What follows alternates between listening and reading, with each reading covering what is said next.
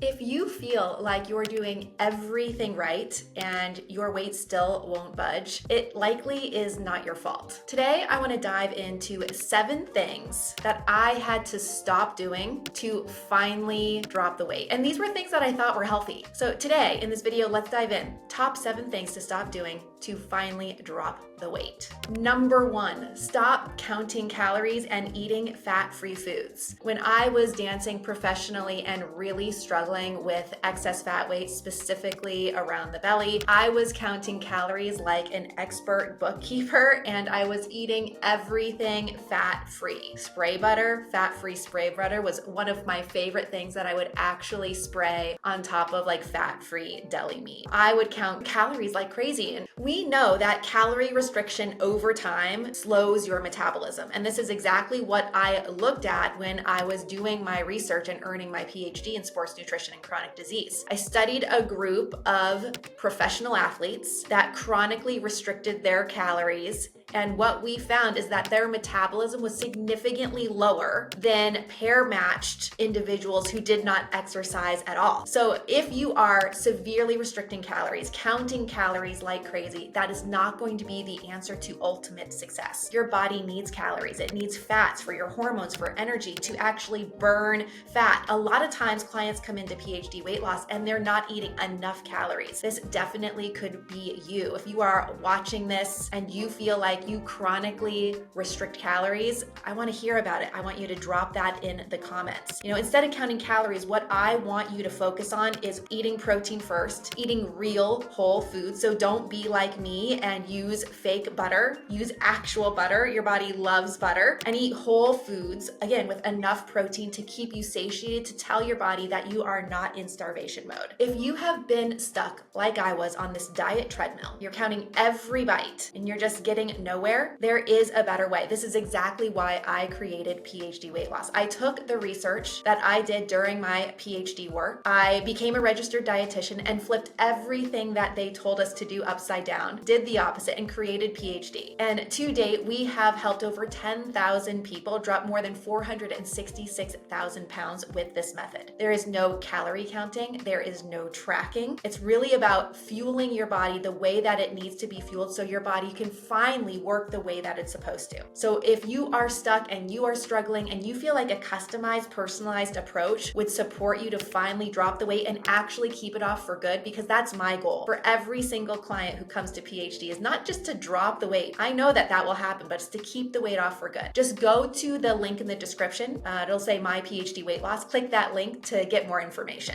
Next thing to stop doing is eating out of bags and boxes. This was me too when I was struggling with my weight. I was eating everything fat-free, everything low-fat, eating out of bags and boxes, Cool Whip. I remember instant pudding, that stuff that solidifies right when you add water to it. I mean, that's scary stuff. Granola bars, healthy things that are, have the heart healthy food stamp on it. Guys, if it has the heart healthy food stamp on it, it's likely not healthy for you, unfortunately. If they say it's healthy for you, you should just put it back on the shelf and leave it there. It's ultra processed. Even the things that say organic or gluten-free, they often spike insulin, they cause cravings. The body just doesn't know what to do with processed foods. Now, I will say that as a part of the PhD method, we provide 80% of the food. Now, there's no additional cost to the food. The food is just there as a tool for you, and you can decide if you want to use the foods or if you don't. I'd say 97% of our clients choose to use the foods because it makes the process reliable and simple. And so what this would look like is breakfast, lunch, some snacks would come from us. Dinner is your responsibility. I want every single client to learn what they're doing, and it takes little baby steps. So the first meal to learn is dinner. After you become an expert of that, we release the foods and you start to practice lunch and then breakfast and snacks. So there is the incorporation of some processed foods at the beginning, because you guys, the main culprit that we're working against at the beginning of a weight loss journey is this toxic belly fat. This is what's most toxic to the body. And I also handpick these foods so they have the macronutrient composition that is needed to burn fat quickly, safely, and efficiently, and then gradually release them as they go. So no, the ultimate goal is not to rely on processed foods. The ultimate goal is to live a life where you're eating whole foods, real foods, and that's what we teach at PhD. We go toward more of a kind of paleo, ancestral, let's say a modified Mediterranean diet to help folks successfully drop the weight efficiently. Most of our men drop 3.5 pounds a week. Most of our women 2 to 2.5 pounds a week. So I just wanted to put that in there to let you know, if you do give us a call and you work with us and get a customized meal plan, that there might be the incorporation of some processed foods at the beginning of your journey. But again, it's a tool to get you from point A to point B. Number 3, stop relying on chronic cardio. Stop getting on these elliptical machines or treadmills and just looking at how many calories you've burned. Stop just pounding the pavement and trying to get the miles in to burn more calories. I've learned so much in my journey of getting lean and healthy, and I did this exact same thing. When I was dancing professionally, my days were 8 hours long. I was standing dancing all day, and then I would go to the gym and get on the elliptical and just try to burn more calories. And I was still too heavy for the sport. After I quit dancing because I was injured all the time, wonder why, I went to cycling, and I would ride my bike on average 250 miles per week. And I was still fighting the bulge in my belly. So chronic cardio, you guys, is not the answer. It increases inflammation, it increases cortisol, it tells the body to hold on to stored excess fat weight. Specifically women. As women, when I go into the gym, I am like one of 3 ladies lifting weights with all of these men. And all of the women are on the cardio equipment. So if you are listening to this and you find yourself trend toward cardio, stop it. Stop it and go and shift it for lifting something heavy. Men, lift something heavy. We need to overload the muscles. Long, slow cardio burns fewer calories than you think, and it's not about burning calories. It's about muscle preservation. It's about supporting your bone health. What I urge you to do instead is to lift something heavy about 2-3 times a week and then go for a walk every day. A 30-minute brisk walk. Not 5 days a week, but 7 days a week. And then if you want a little bit of something on top of that that's just not enough for you, then some high intensity interval training could be really helpful. An example of this is getting on a stationary bike. Now you can use any kind of means that you like. I like a stationary bike because it doesn't negatively impact my joints. Warm up for 5 minutes, sprint really hard for 20 to 30 seconds, and then pull back and rest easy for a minute to a minute and a half. Do those intervals 10 to 12 times max. If you say, oh my gosh, Dr. Ashley, 10 to 12 times,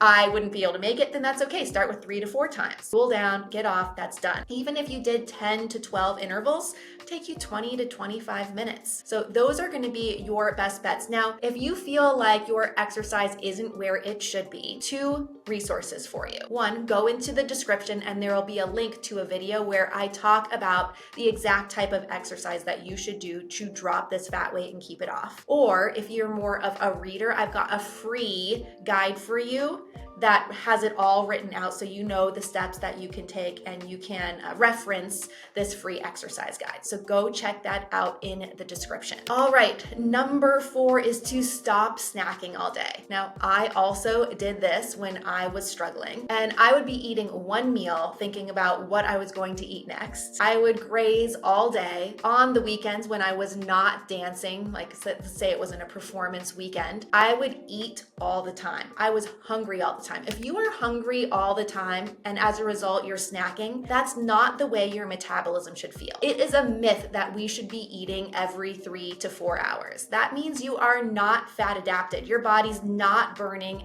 the stored fat that you have on your body. When you consistently graze all day, it keeps insulin high, it keeps the body in fat storage mode, and your liver can't process all the foods and it's not going to be able to burn the fat as efficiently. You need to give your body time in between meals. So ideally, you've got 3 meals a day and maybe 1 afternoon snack. Now, everybody's different. Some people don't need to eat all those meals, some people do. But I want you to watch yourself and see if you are consistently and constantly grazing throughout the day. That's a habit that you want to keep in check if you want to drop this weight and keep it off for good. Number 5, stop skipping sleep. Sleep is so important, and I've done quite a few episodes where I do a deep dive on the science behind behind sleep. Now, it's when you sleep that your body produces hormones that keeps your hunger, your cravings in check. There was a large study looking at two groups of individuals. One group that slept less than 7 hours a night and one group that slept more than 7 hours a night. The group that slept more, ate more, weighed less than the group that slept less. So the moral of the story is, if you are getting adequate sleep, your body can likely tolerate more food, more calories, and burn it efficiently than if you sleep less. Now,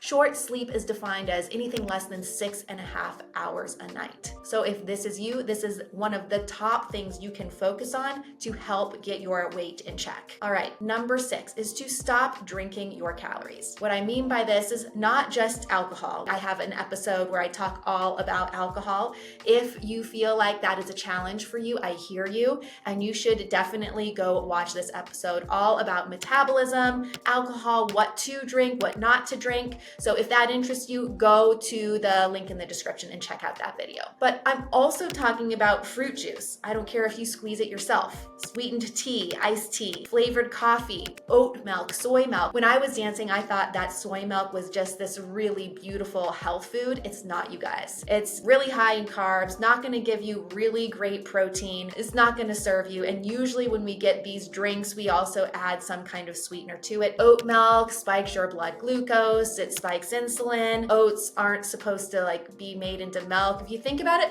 something about oat milk reminds me of wallpaper paste. You know, if you took wallpaper paste and you mixed it with a little bit of water, that's really what oat milk looks like, and it's so processed. We add vegetable oils into it. It's not serving you. They're really a sneaky source of fat gain, specifically around the belly. If you want cream in your coffee, use heavy cream or half and half. I also have a really great guide on ordering coffee, and I'll include this in the description too. My favorite drink is some kind of Americano. I usually get a decaf Americano because my body can't really tolerate caffeine. And then I'll get about a half inch of steamed heavy cream, and it's so delicious. You guys, if you really want a treat and something sweet, I would go for a pump or two of sugar-free vanilla. So if you haven't heard me share this drink before, I want you to give it a try and drop in the comments below if you love it. Number 7, last thing to stop doing is stop believing you're broken. And you guys, this is probably the number one most important thing to do. Remember, if you are stuck, it's not a willpower problem, it's a strategy problem. There's a big registry of individuals who have dropped weight and have successfully maintained it for about 3 to 5 years, thousands of people. And one of the things that they have in common is that they have had multiple failed attempts before they've had success. You cannot let a failure or 2 failures or 20 failures define your future. If you don't get started on your weight loss journey, then this last failed attempt has burned you twice. It burned you the initial time when you gained it back, and now it's burning you again when you're not getting started. Because what if this next attempt is the answer for you? What if this is the last time you ever need to do this again? Belief is the number one most important tool that you need to have when you go into a weight loss journey. Faith, confidence, and belief in yourself that you can succeed. Now, I've done a video where I talk a lot about weight loss plateaus, and I've found that 98% of weight loss plateaus come from the mind. We can't believe that we can succeed. We can't visualize it. We're not talking to ourselves as if we are already there and have achieved our weight loss goals. You know, your brain tries to prove your hypothesis true by collecting data that supports it. So for example, if your hypothesis is, I've never succeeded in dropping weight and keeping it off, so I'm not going to succeed again, then your brain is going to obtain and gather all of this data of past experiences to prove that hypothesis true. So what your job is to do in this last final attempt to drop this weight once and for all is to help your brain obtain data that proves your new hypothesis to be true. So now you're telling yourself, this time I'm a success. This weight loss attempt is the last attempt that I'm participating in, and I'm going to drop all the weight and keep it off for life. Now you go about and obtain that data that's proving that hypothesis to be true. And so how you do that is go about and write a list of why this weight loss attempt is different. Now, I know people coming into PhD will say, well, I've got one-on-one high touch support. I've got coaching that doesn't just educate me, and most people haven't been educated on why they're eating the way that they are. So now I've got the education, but now I also understand that it's not just a what and when I'm eating, but it's also the why I eat the way that I do. The cognitive, behavioral aspects associated with change. Now I've got someone I'm talking to and digging into the deep work, right? I also have accountability. I have a customized meal plan. I have maintenance support once I get there. There's a maintenance program that's going to help me establish the habits and practice the habits that I've started to learn during the weight loss phase, because you guys know that weight loss and weight loss maintenance are two different things, completely different. When you go through a weight loss phase, you are learning what to do to drop the weight, but you have no idea yet what to do to keep the weight off for good. So no matter what pathway you take to drop the weight, you have to have maintenance support and a maintenance plan to learn the habits and behaviors required to actually keep the weight off, because it's a completely different journey. Okay guys, so now we have the 7 things to stop doing to lose weight. Number 1, stop counting calories and eating everything fat-free. Number 2, stop eating out of bags and boxes. Step 3, stop relying on chronic cardio. Number 4, stop snacking all day. Number 5, stop skipping sleep. Number 6, don't drink your calories. And number 7, stop believing that you're broken.